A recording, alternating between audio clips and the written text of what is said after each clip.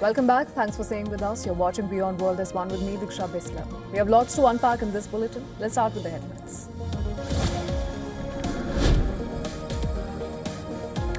Over a dozen people, including at least 2 children, wounded in overnight Russian strikes across Ukraine. In Dnipro, 14 people, including a 9-year-old boy, was injured. At least 2 others wounded in Russian attacks in Kherson.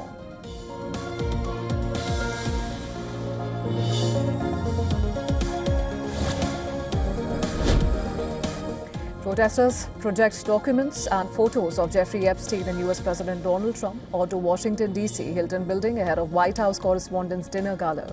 The annual event gathers journalists who cover the president.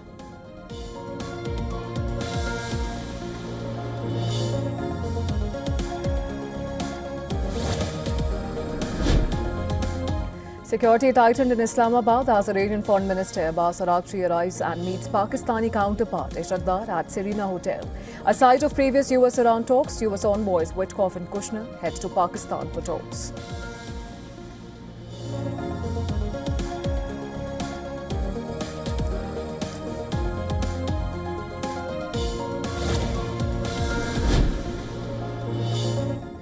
Donald Trump says US officials negotiating with Iran are dealing with people who are in charge now. Doesn't give specifics but stresses that any deal would require Iran to give up its enriched uranium and ensure free traffic through the Strait of Hormuz.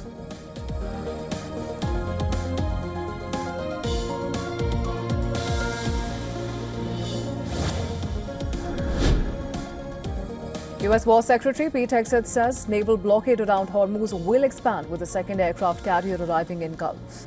Warns the US is ready to respond to any Iranian mine-laying and describes the operation as ironclad blockade.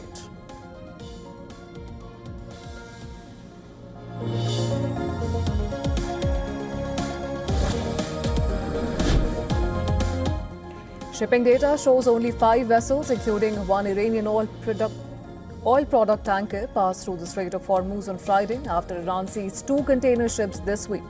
And the US continues to blockade Iranian ports.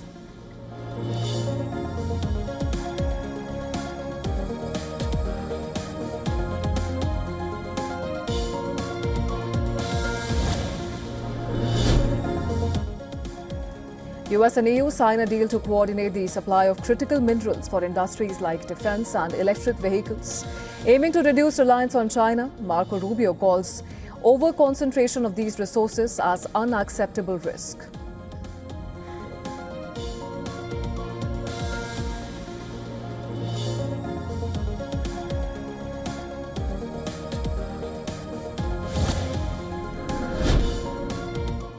Wildfires in northern Japan spread towards residential areas, prompting expanded evacuation orders for over 3,000 people. Around 1,000 fire personnel are battling the blaze that remains uncontained due to dry conditions.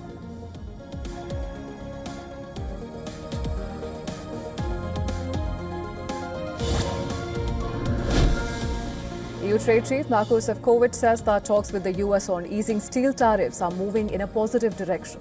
Both sides plan faster technical discussions and closer coordination on global steel imports, though some tariff issues remain unresolved.